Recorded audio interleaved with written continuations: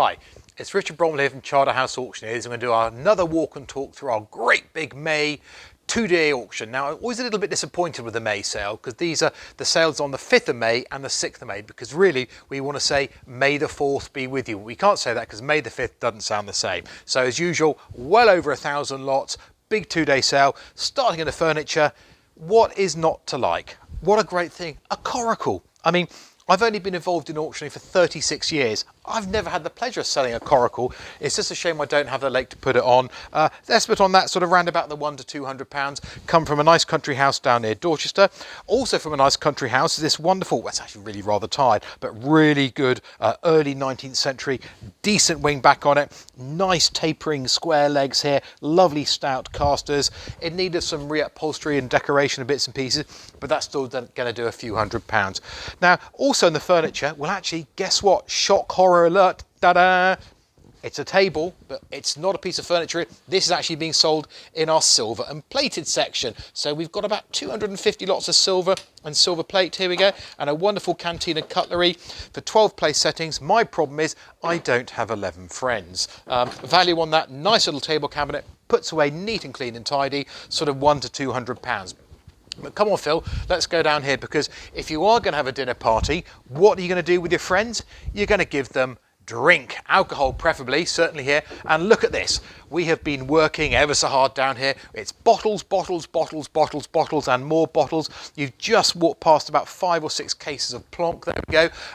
Down through here, we've got, what have we got? We've got whiskey. We've got whiskey galore. This is a decent drop of whiskey here. Glen Spey, 8 years old. Estimate on that. Shame about the paper label, but when you're drinking, you don't care about this. And this is coming up on the second day, on the 6th of May. Value on this one here, good bottle, £80 to £100. Another bottle is Glenmorangie. Now, we do see and sell, there's quite a few other bottles of Glenmorangie. This is a rather special bottle of Glenmorangie, because this is a bottle of 1974 Glenmorangie. This one, £200 to £300. So it comes with its tube. Again, nice to keep it nice and clean and dry, but Glenmorangie, that's sort of £200 to £300. We've got port, we've got whiskey, we've got gin. Now, if you like a bit of cognac, look at, we've got 24 bottles of this. Now that's enough to give you a bit of a headache. Sort of value on those, each bottle between £150 and £200.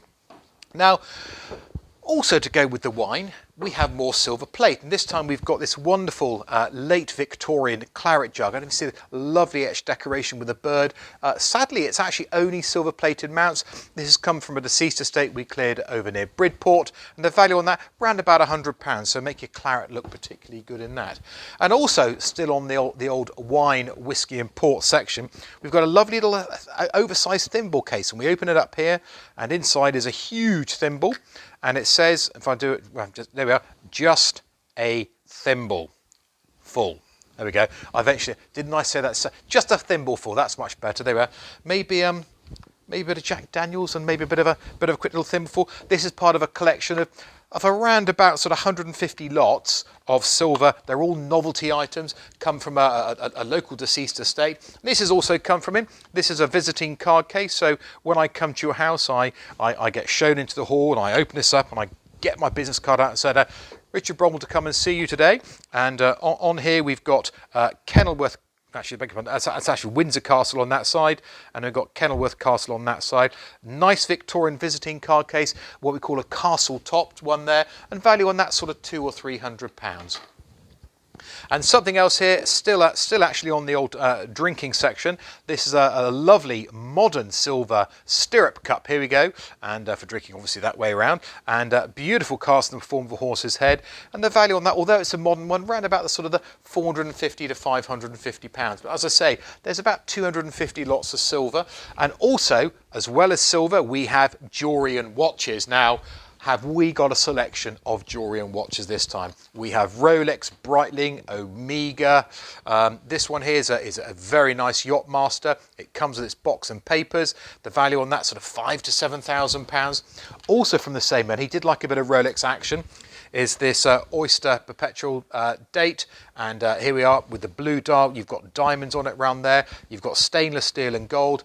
That was his, and there's a matching ladies one as well for his dearly departed wife as well, and sadly he's passed away now. The value on this one round about the 4,000, and the value on the ladies one round about the sort of the 2,000 again, all with box and papers.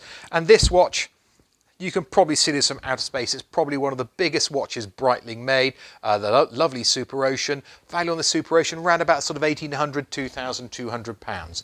And if you like name things, and we're going to talk about the jewellery now, have we got some lovely surprises for you. I saw this box, you know immediately it's going to be a Cartier piece inside. You open it up, lovely Cartier, and a lovely gold and ruby horseshoe brooch. Now, some things have a bit of an interesting story. The story behind this one was that the lady who brought it in, it was bought by her father in 1958, and he gave it to his wife when she was getting divorced because they were having an affair at the time. So quite a nice little sort of interesting backstory, and they did actually at least remain happily ever after when they got married later on. The value on this one here, the Cartier piece here, between sort of 1,500 and 2,000 pounds. As I say, we do like a box, and I've got a couple more boxes. Here we go, because we do like to do the big reveal. Ta-da! What a pretty little solitaire diamond ring. There we go. Value on that sort of 2,000 to 3,000 pounds. That's a nice little ring in there. And we've got another box. And what's going to be in this one then, Phil? Ta-da! An even bigger ring. This one's about 3.2 carats. What a whopper. I mean, almost as big as a fingernail there. The value on that round about the sort of 6,000 to 7,000 pounds.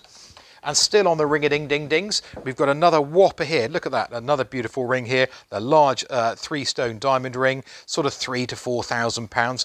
And that's actually from the same one as that first solitaire ring here. But we also have brooches, and I've got a couple of brooches here.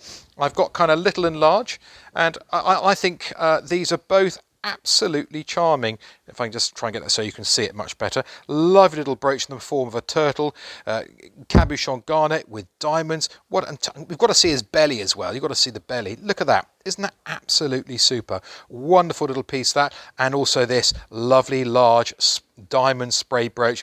Both of them are client up in London, and both I'm sure will be finding new homes reasonably quickly. So there's a bit of a quick sort of walk and talk through our sale. Well over 1,000 lots, silver jewellery and watches on the first day. Then there's wine, port, whiskey, antiques and interiors on the second day. And maybe we'll see you after to come and collect your purchases.